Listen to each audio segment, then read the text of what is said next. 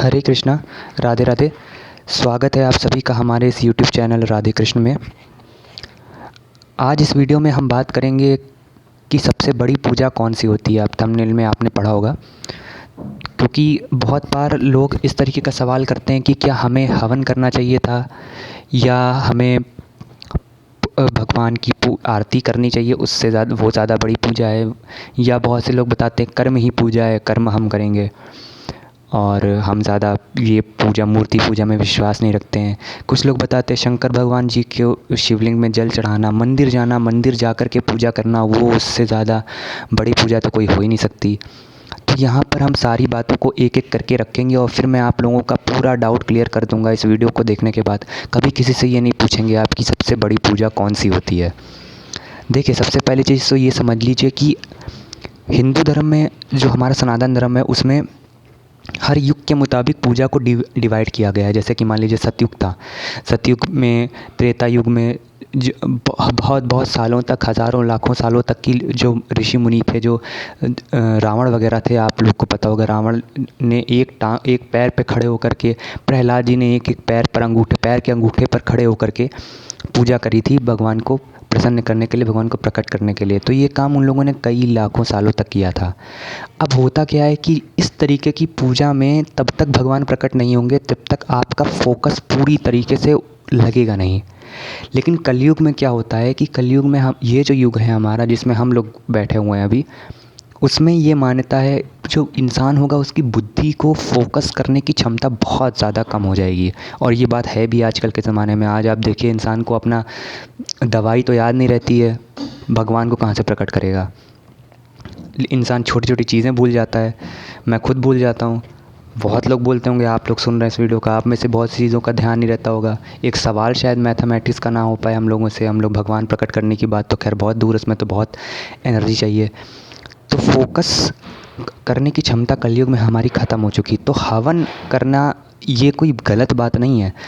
कलयुग में भी अगर आप हवन करेंगे, अनुष्ठान करेंगे, तो पुण्य आपको देगा ही। पूजा एक ऐसी आग होती है जिसमें चाहे आप जान के हाथ डालें, चाहे अनजाने में हाथ डालें, आपको पुण्य मिलने ही वाला है। इसमें कोई भी बात ऐसी नहीं है कि आपको किसी ने ये कह दिया कि नहीं नहीं कलयुग में ये सब मान नहीं होगा, ऐसा कुछ नहीं है। आप कोई भी पूजा करें, आपको पुण्य मिलेगा, क्योंकि वो पूजा पाठ करने का, प्रार्थना करने का भगवान से वो एक नियम है कि आपको वो मिलेगा ही, भले आप अनजाने में कर दें, पुण्य आपको मिलना तय है।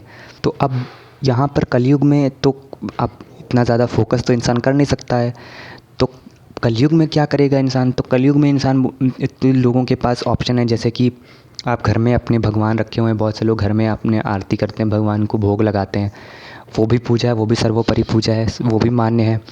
बहुत से लोग ये बताते हैं कि हम मंदिर जाकर के पूजा करना पसंद करते हैं, मंदिर जाकर के पूजा करने से ज़्यादा पुण्य मिलता है, वो भी बात सही है, उसका भी कोई गलत वो नहीं है।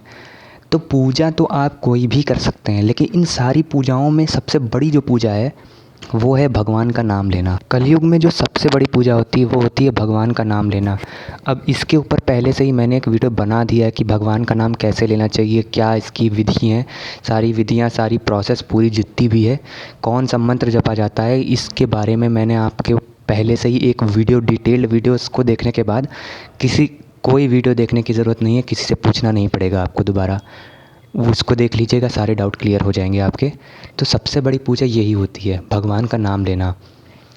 ये बात मैं आपसे खुद से बना करके नहीं बोल रहा हूँ। आप चाहे आस्था चैनल पर चले जाएंगे, जितने भी हमारे बड़े बड़े संत गुरु महात्मा हैं, जितने मोरारी बापू जी, देवकीनंदन ठाकुर जी महाराज, अनिरुद्धाचार्य जी, भूपेंद्र भाई पांड्या जी, प्रेमानंद जी महाराज, राघवेंद्राचार्य जी, जितने भी हमारे जो साधु संत हैं, उन सब ने ये बात बोल रखी हुई है कि भगवान का नाम लेने से बड़ी पूजा कलयुग में कोई भी नहीं है। और कलयुग में क्या, किसी भी युग में भगवान का नाम सबसे ऊपर है। राम और कृष्ण, यही दो नाम ऐसे हैं जिनको आप जप जप के पूरी तरीके से भगवान को प्राप्त कर सकते हैं, और पूरी ज़िंदगी आप खुशी बीतेगी आपकी, कभी भी आपको कोई भी प्रकार का संकट आपके ऊपर नहीं आने वाला है। अब बहुत से लोग बोलते हैं कि जो हम रोज़ मंदिर जाते हैं क्या वो ख़राब है, या हम जो घर में आरती करते हैं क्या वो ख़राब है?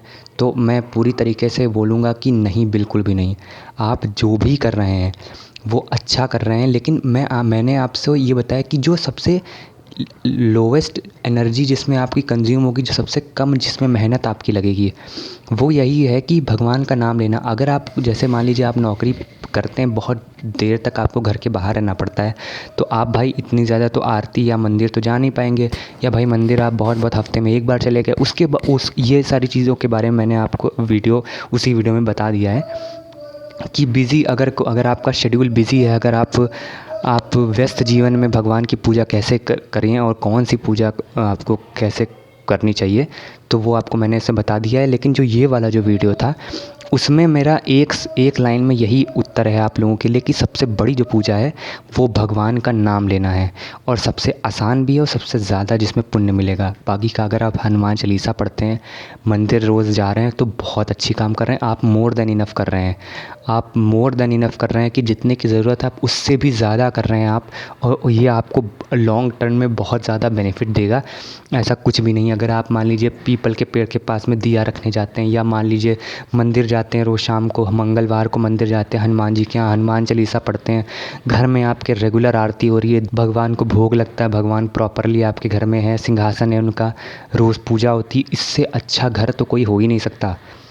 और आप बहुत सही जा रहे हैं, इसको पूरी तरीके से निभाइए। लेकिन यदि आप कम में ज़्यादा पाना चाहते हैं तो भगवान का नाम लीजिए, और अगर आप ये सारी पूजाएं कर रहे हैं तो भी भगवान का नाम निरंतर जपते रहिए, हरे कृष्ण कहते रहिए। तो इस वीडियो में इतना ही। यहाँ तक सुनने के लिए धन्यवाद। हरे कृष्णा।